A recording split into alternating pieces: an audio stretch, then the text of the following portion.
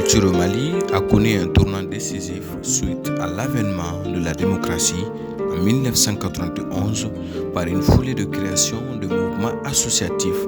Acte 7 est né à Bamako en 1994. Emboîtant le pas de la liberté d'expression, l'association a pour but de contribuer à la promotion de la culture malienne et de favoriser l'épanouissement de ses membres à travers des activités artistiques et culturelles.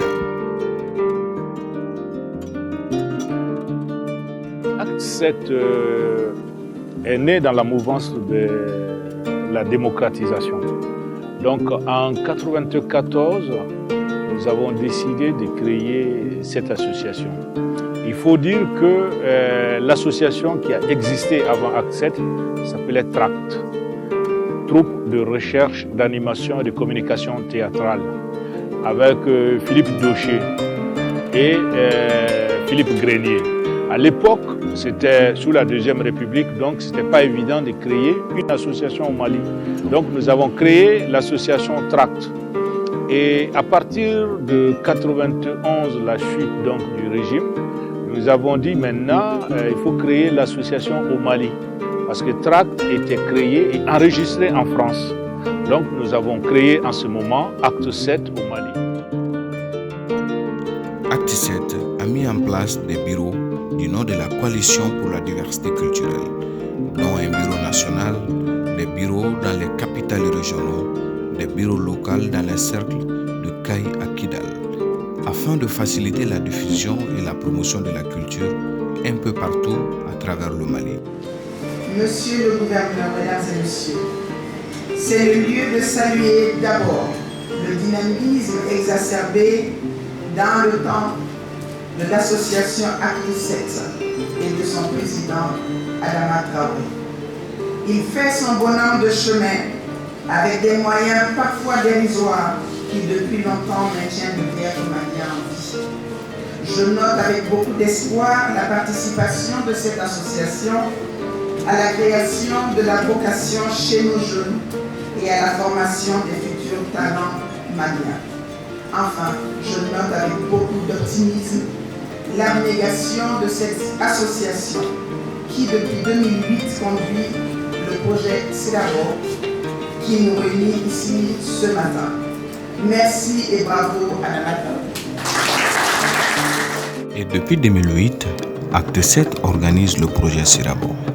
Cette année, la Coalition pour la diversité culturelle a réorganisé du 17 au 26 mai 2021 le projet CEDABO dans l'ancienne 3e région du Mali, Sikasso, et dans ces 7 cercles, dans le premier jour, dans le cercle de Bougouni, en passant par Yanfouila, puis Kolondjeba, Sikasso, Kadjolo, Kouchala et Yorosso. Dans la matinée, les acteurs culturels de chaque coalition ont effectué une concertation avec le président de la coalition nationale, Adama Traoré, afin de créer un réseau de diffusion et de distribution, renforcer les statuts et les droits des artistes, créer et pérenniser des emplois pour la culture malienne, développer les liens de partenariat et d'échange avec des professionnels de l'art, et réaliser l'éducation, la promotion et la formation en matière d'activités culturelles et assurer un autofinancement de l'association à travers ses activités artistiques et culturelles. La coalition pour la diversité culturelle, il faut mettre les choses dans leur contexte. En 2005, l'UNESCO a mis en place une convention qui gère la promotion et la protection des expressions culturelles. Parce que l'UNESCO s'était rendu compte que la culture, pour d'aucuns, était une marchandise. Et alors on a dit que même si elle est une marchandise, elle n'est pas une marchandise comme n'importe laquelle marchandise, parce qu'elle véhicule un sens, une valeur. Et l'UNESCO a décidé, à travers une convention normative, de promouvoir et de protéger les expressions culturelles. C'est fort de ça que nous avons, à la faveur des coalitions, à travers l'Afrique, à travers la Fédération internationale des coalitions que nous avons décidé de mettre en place une coalition pour la diversité culturelle au niveau du Mali. Contrairement à beaucoup d'autres pays, nous avons commencé d'abord à mettre des coalitions dans toutes les capitales régionales de l'époque du Mali, avec pour mission, pour ces différentes coalitions régionales, de créer des démembrements au niveau des cercles. La seule région qui a pu accomplir ce travail-là, c'est la région de Sikasso. Cela nous semble, en ayant des commissions, des coalitions en place, ça nous permet de mobiliser déjà des acteurs culturels. Et en mobilisant ces acteurs culturels, on arrive en ce moment-là à initier une politique culturelle commune au niveau des collectivités et faire en sorte que demain, nous puissions créer ce marché national dont nous rêvons tous pour la culture au Mali. Donc, le travail consiste à nous appuyer sur la coalition au niveau régional, sur la coalition au niveau des cercles qui est le démembrement local. Donc voilà pourquoi nous avons mis en place les coalitions et voilà pourquoi nous travaillons avec les coalitions. De nos jours, le projet Sirabo fait ses pas dans la 3e région avant d'entamer les autres régions du Mali. Sirabo est un projet de l'association Acte 7. Sirabo est également un festival ambulant. Le projet vise à faire le tour des villes les uns après les autres pour sensibiliser les populations à travers les pièces de théâtre, de la musique, des échanges, etc.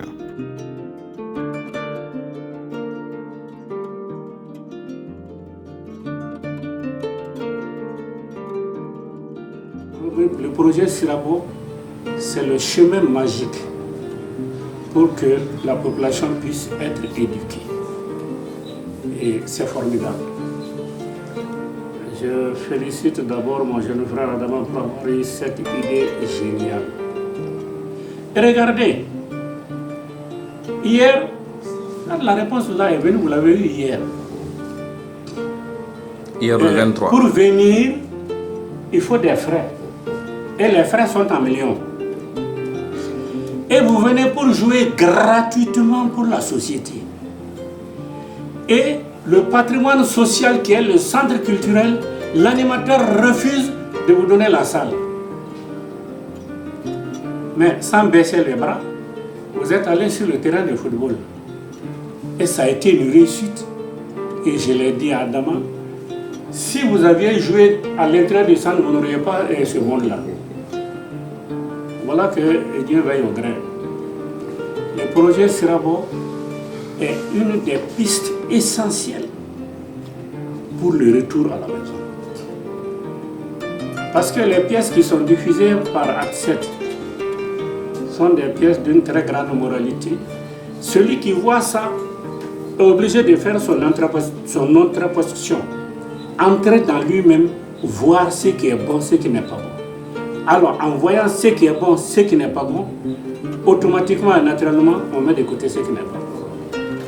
Sincèrement, cette guerre pour la retrouvaille de notre identité, c'est cette guerre qui a cette main et je suis un des combattants. Le projet Sirabo, c'est depuis, moi je suis là-dedans depuis 2010-2009, je suis là-dedans. On a commencé par Caille, Guita jusqu'à Sikasso. Le projet Sirabo avait été initié avec 10 villes d'abord. On a passé dans les 10 villes. Voilà, après, et puis donc Adama, il a fait le choix. Il a trouvé que faire ça dans la région de Sikasso, les 7 cercles de Sikasso, ça va être encore plus bon, bien, et puis voilà. Donc après les 10 villes d'essai, on a commencé à faire le truc dans les 7 cercles de Sikasso. Voilà. Donc le projet Sirabo, moi je ne peux que dire merci aux partenaires qui nous aident. Sinon, tu vois, venir avec un spectacle gratuit, tu vois, la population a souvent besoin de spectacle. Et nous, on vient, on ne demande pas de cachet de ticket d'entrée. Voilà, c'est que Cheikh Sadibou disait que l'animateur de jeunesse a refusé, moi je vais peut-être le retenir, vraiment a refusé le centre. Si nous on ne paye pas d'argent pour pouvoir faire le spectacle gratuit pour la population de Koutiana, là c'est un peu vraiment intéressant. Voilà, donc je dirais tout le temps, moi je dirais merci au projet Siram, tout le temps. Ouais.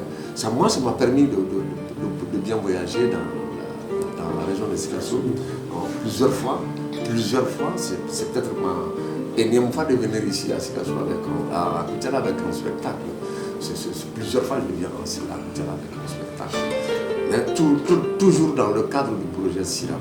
Le projet Sirabo, c'est en général, pour nous, c'est un programme de développement économique. Économique dans le sens où la dimension culturelle est intégrée. C'est-à-dire que faire en sorte que les collectivités puissent vraiment jouer leur rôle d'acteurs majeurs dans le cadre de la culture. Sirabo, c'est aussi permettre aux artistes de la capitale de pouvoir rencontrer à l'intérieur du pays leur public. C'est permettre aux artistes locaux en place de pouvoir avoir une visibilité au niveau national, voire international. Donc, aujourd'hui, nous sommes confrontés à un problème. Beaucoup d'artistes au Mali sont connus à l'extérieur. Celles et ceux qui ont la chance passent souvent à la télé. Mais rarement ils ne vont à l'intérieur du pays. Et les jeunes, ils ont envie aussi de voir ces artistes-là. Notre but, c'était de dire qu'il faut faire une route, tracer une route, d'où Sirabo, pour que des artistes puissent aller à ce public-là. C'est aussi le choix des artistes qui sont sur place de pouvoir aussi venir dans la grande capitale, d'être vus un peu partout. Donc, Sirabo a cette double ambition, permettre aux artistes des grandes villes d'aller rejoindre leur public, permettre aux artistes locaux de rencontrer le public d'ailleurs. Mais en même temps, en organisant ce travail, c'est aussi penser à l'hébergement. Parce qu'en allant dans ces localités, il faut héberger les gens. C'est aussi la restauration. Tout cela engrange une dynamique du développement. C'est pourquoi je disais que c'est pour le développement local. Parce que d'abord, le développement, c'est des routes, c'est des gens qui voyagent, c'est des idées, c'est des marchandises. Donc voilà pourquoi nous pensons que le projet Sirabo est très important. Les activités principales de la coalition sont la concertation des acteurs culturels de chacune des villes, l'élaboration, la signature d'une convention de partenariat des parties prenantes, l'organisation et la mise en place de la logistique et des structures de gestion, la formation des élus, la signature de la politique commune.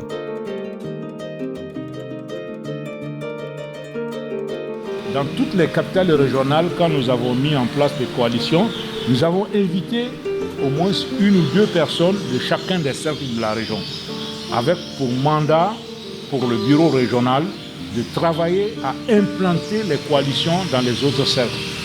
En début de cette semaine, j'ai été interpellé par le président de la coalition de Gao, comme celui de Tombouctou, qui me demandait les statuts règlements pour qu'ils essaient de mettre conformément à la recommandation du congrès constitutif de la coalition malienne pour la diversité culturelle, donc de pouvoir mettre en place les coalitions dans les différents cercles.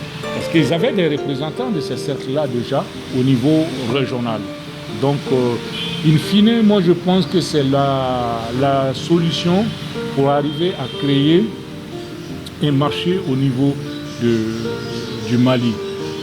Si nous arrivons avec nos coalitions dans à peu près 49 cercles aujourd'hui, à faire en sorte que toutes ces coalitions soient mobilisées pour accueillir des compagnies, accueillir des groupes de musique et tout. Je crois que les artistes pourront dire qu'il y a un marché national. Mais en même temps, pour soutenir tout ce travail, il faut des partenaires. Le Mali est un pays où on n'a pas de mécénat. Aujourd'hui, il faut travailler à créer ce mécénat. Que les entreprises aient des responsabilités sociales, se disent que dans d'autres pays, c'est défalqué sur leurs impôts. C'est trop tôt pour nous.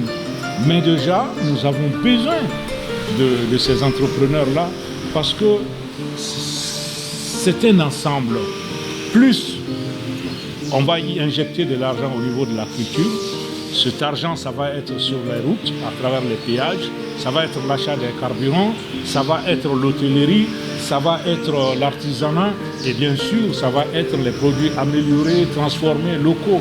Bon, donc c'est une chaîne. Il faut à un moment donné penser que l'investissement au niveau de la culture, ce n'est pas un investissement à fond perdu. Ne serait-ce que déjà, les gens qui viennent voir le spectacle, ça leur ouvre des esprits. Et en même temps, ça peut leur permettre d'oublier leurs soucis. Tout cela, ça c'est des effets bénéfiques. Donc aujourd'hui, nous avons besoin de ceux et celles qui ont les moyens économiques de soutenir cette dynamique-là pour que demain, alors nous arrivons à créer ce marché au niveau national. Le projet Sirabo doit couvrir l'ensemble du territoire, de Taoudéni à Kadjoulou, l'ensemble du territoire. Avant la crise, nous avons installé les coalitions à Gao, à Tombouctou, à Kidal.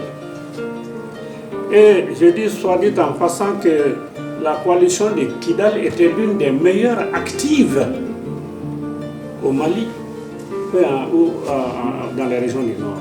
Très très active.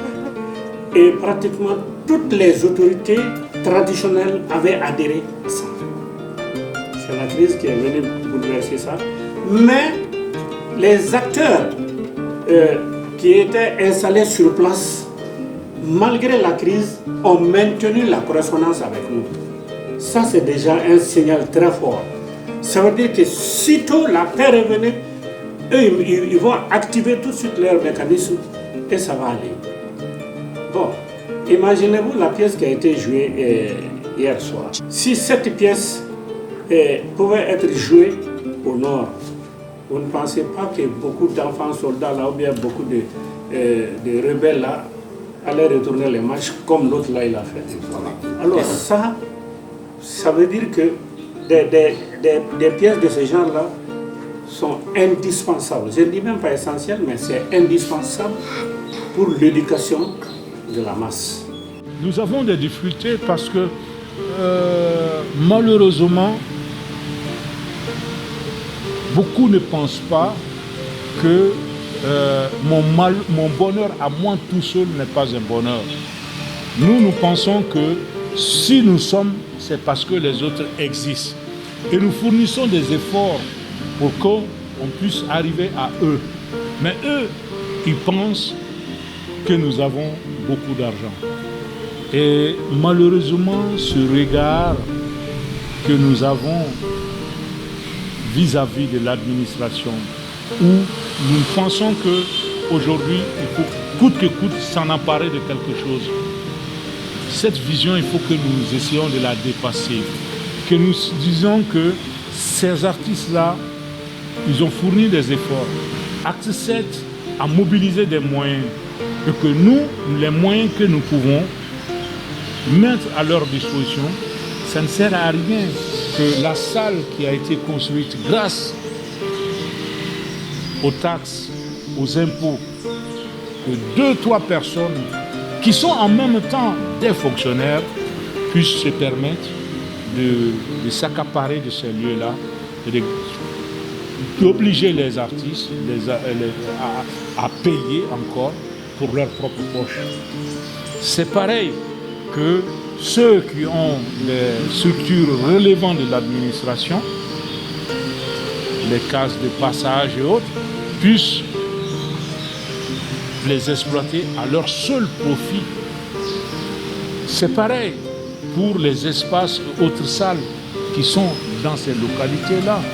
Nous avons tous applaudi quand nous avons vu qu'il y a eu un décret en 2016 qui transfère ces infrastructures-là comme des compétences en matière de culture aux collectivités, que des gens se substituent aux collectivités.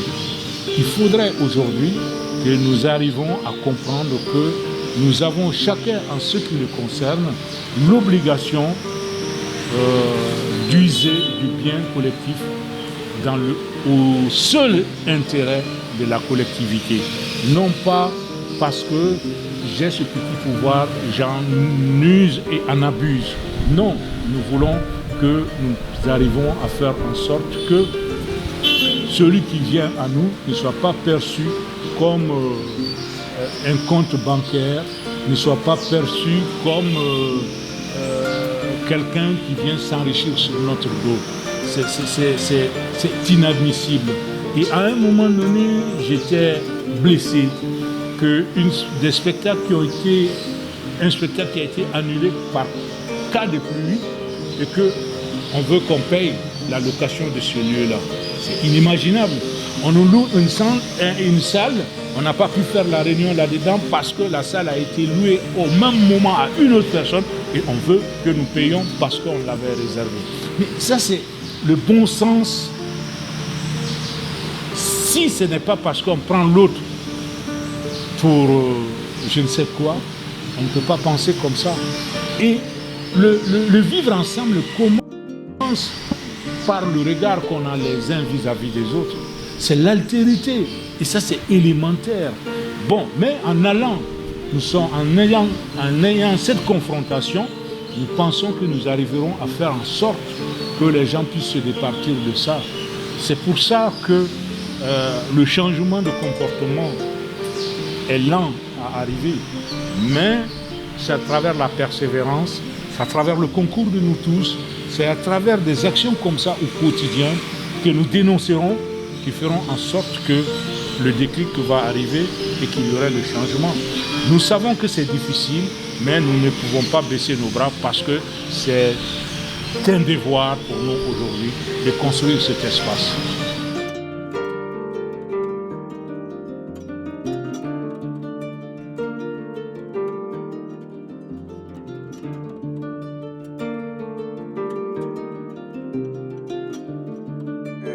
Je dois rendre hommage à Acte 7 pour le travail colossal qu'il est en train de faire. Parce que c'était un travail à faire.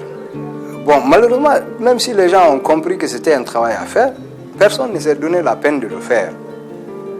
Et c'est en cela qu'il y a vraiment tout le mérite de Acte 7, qui a compris que ça, c'est un travail qu'il faut faire pour la mémoire, même de l'art et de la culture du Mali d'une façon globale. Que ce soit à travers les livres, que ce soit à travers les films, etc.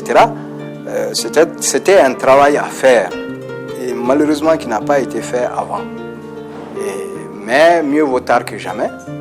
Acte 7 a contribué à déjà archiver presque la plupart des artistes, soit dans les livres, soit dans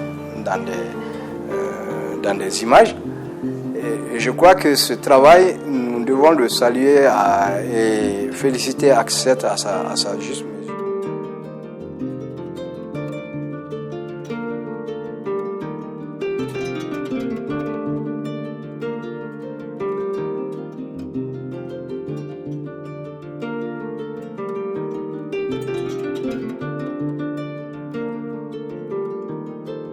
Srabo, qui veut dire en Bambara, tracer la route.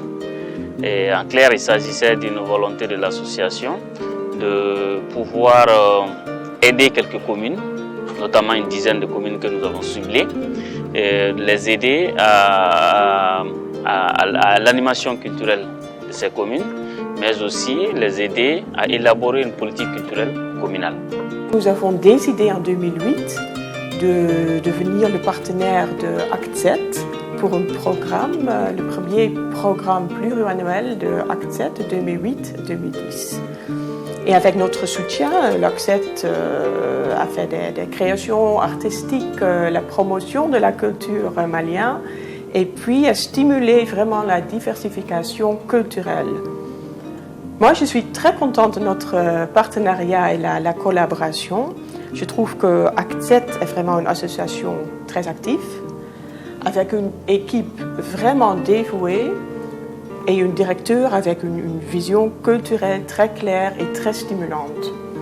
Je trouve les résultats vraiment impressionnants. Par exemple, la création, l'ACT7 a déjà organisé 10 éditions de Festival des réalités. Ils ont fait beaucoup pour la promotion de la culture malienne, par exemple avec la publication des guides, par exemple la guide des artistes plasticiens, mais aussi une guide sur les instrumentalistes. Et puis un autre aspect très important de l'ACT7 est l'approche décentrale. L'ACT7 a commencé une collaboration étroite avec 10 communes et ça marche très bien. ACT7 est un partenaire important pour Helvetas au niveau du travail qu'ils font pour sensibiliser la population au niveau de l'importance de la culture et aussi sur l'élaboration des stratégies qu'ils font sur le terrain avec les communes. Le son. Nous trouvons qu'ACT7 est une institution très importante pour favoriser le développement de la culture en général à Mali, mais spécifiquement du théâtre.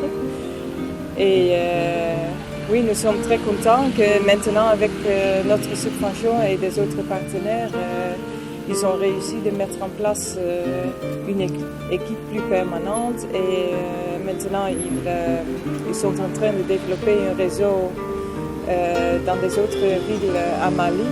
Donc c'est un travail très extraordinaire.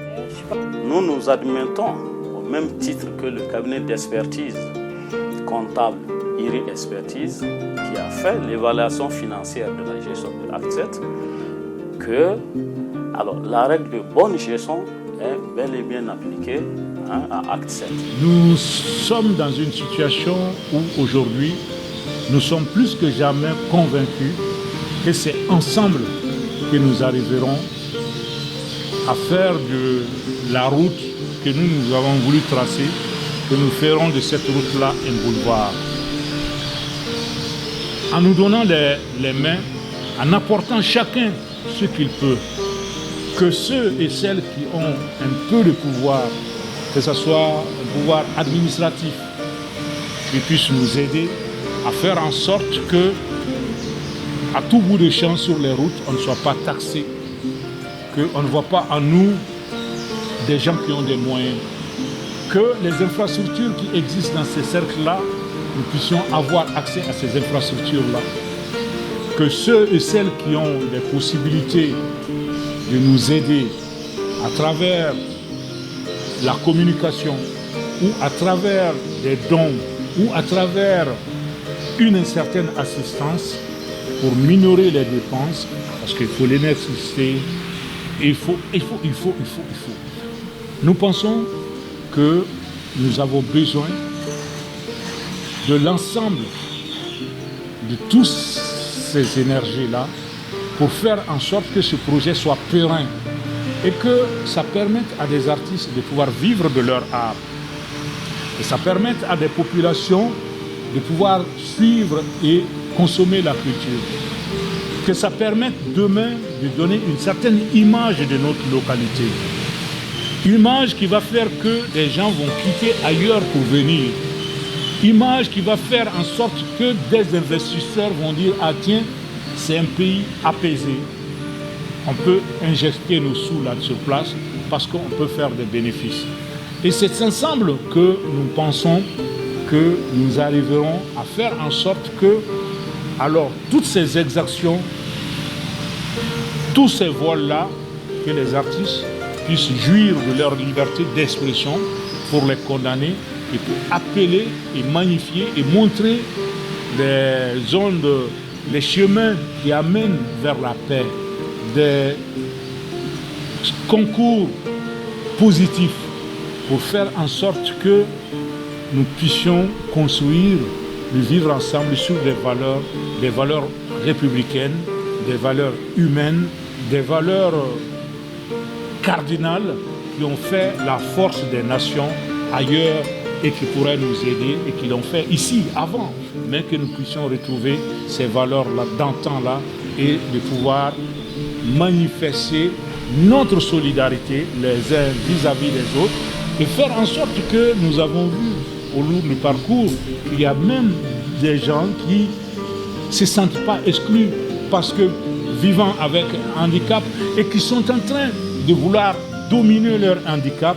Et ceci-là, aujourd'hui, c'est l'espoir que nous avons tous. En ayant des hommes comme ça, nous savons tous que nous pouvons faire en sorte que, alors, ce vent d'optimisme, de solidarité, de liberté, puisse souffler et que chacun puisse y trouver son compte. Ça, c'est l'espoir et c'est le vœu que je formule et c'est l'appel que je lance à toutes celles et tous ceux qui ont une parcelle de pouvoir dans ces zones-là, qu'ensemble ils puissent nous soutenir, nous appuyer, nous apporter leur contribution et qu'ensemble nous construisons ce chantier. Sirabo, tracer la route, est un lieu de sensibilisation et d'éducation aux arts, de création, de production et de diffusion de la culture.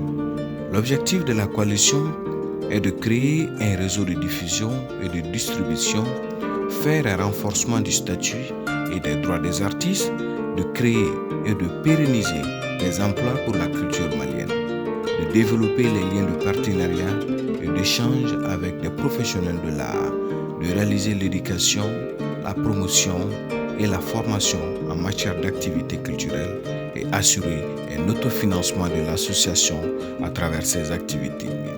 Acte 7, sensibilisation, éducation et promotion théâtrale.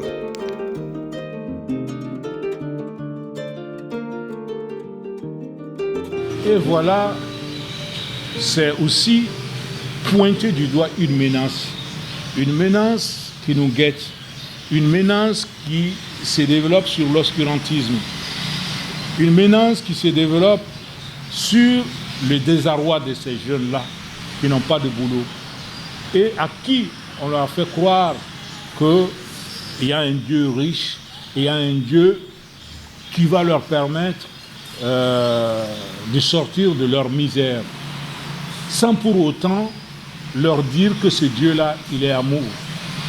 Et beaucoup de ces jeunes-là se précipitent dans les mains des extrémistes religieux qui se cachent derrière la religion pour pousser ces jeunes-là dans des actes sordides. Et voilà l'histoire d'un de ces jeunes, comme beaucoup, qui ont cru que leur salut viendrait à travers la conquête des Kativa. Il s'est précipité, on lui a fait croire qu'il pourrait s'enrichir, qu'il pourrait même sauver ses parents des feux de l'enfer parce qu'il devient un combattant de la foi. Il s'est rendu compte que les combattants de la foi étaient aussi des narcotrafiquants. Il s'est rendu compte que les combattants de la foi étaient des vagabonds sexuels.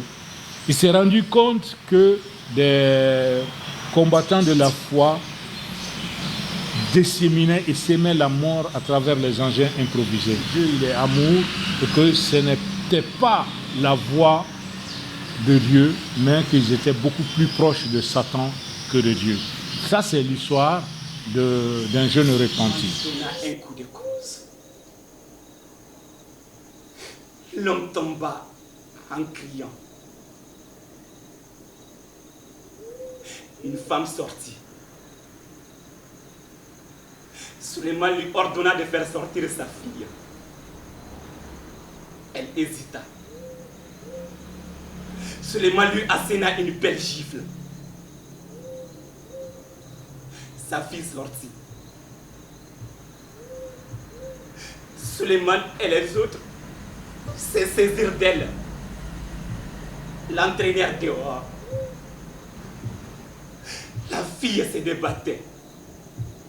J'étais là, interdit, me demandant qu'est-ce que c'est que cette histoire. J'ai ramassé 2 Kalachnikov qui étaient tombés. Et je suis sorti. Derrière le mur, il violait la fille. Je suis rentré au camp, dégoûté. Après, ils ont ramené la fille. Le lendemain, quand son père est venu, ils lui ont demandé d'aller faire coudre un voile intégral pour sa fille. Qu'ils ont pris la fille parce qu'après son passage, il y avait un effluve de parfum. Donc une jeune fille ne doit pas se parfumer. Dans le cas, j'ai assisté à comment était organisé le trafic de la drogue. Comment la drogue était envoyée et disséminée. Au nom de ma religion. Au nom de ma religion. Des gens sans foi ni loi sévissaient. Dans le camp, je pouvais compter sur les doigts de la main ceux qui priaient. Nous avons souvent braqué le bus. J'ai assisté aux scènes de vagabondage auxquelles se livraient les pseudo-combattants de la foi.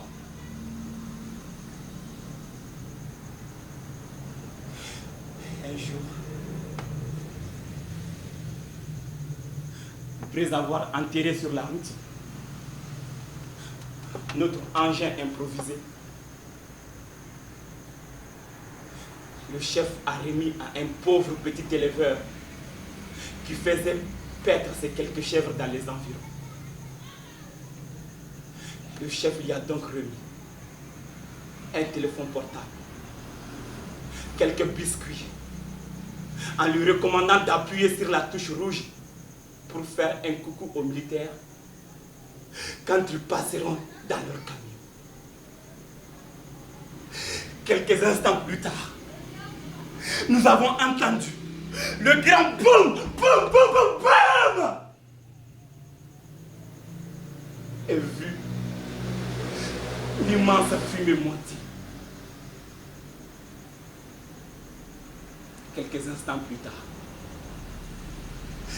j'ai vu les garçons complètement retournés. Ils étaient devenus comme fourrés. La vérité vraie, grande et ouverte comme la bouche d'un âne qui braie. Eh bien, le Boeing qui a atterri dans le Sahara ne contenait pas que de la cocaïne. Il était bourré de tonnes de haine. Cette haine s'est répandue au nord et le vent l'emporte sur le reste du pays. Et comme il n'existe pas de vent favorable pour celui qui ne sait pas où il va, il préfère alors écouter les charlatans et autres renégats. Et voilà! Tikan, c'est le cri de la jeunesse parce que nous savons que l'école est dans une impasse. Nous savons que certains religieux parlent en leur nom plutôt qu'au nom de la religion. Nous savons aussi que la corruption est devenue un système. C'est cet ensemble qui fait qu'une maladie comme la coronavirus devient une menace pour l'ensemble de la société. Parce qu'on n'a pas construit des hôpitaux, parce que l'argent qui devait servir à habiller, à promouvoir ou à protéger les soignants ont été détournés. C'est parce que aussi les gens sont dans des calculs. Même le couvre-feu, il faut tirer le maximum. Qu'est-ce que cela peut m'apporter? Ce n'est pas au nom de la société, ce n'est pas dans le but de sécuriser la population, mais c'est de savoir qu'est-ce que je peux en tirer. Et dans cette situation de corruption généralisée, de clientélisme et tout, c'est clair et net que nous allons à l'effritement de notre société.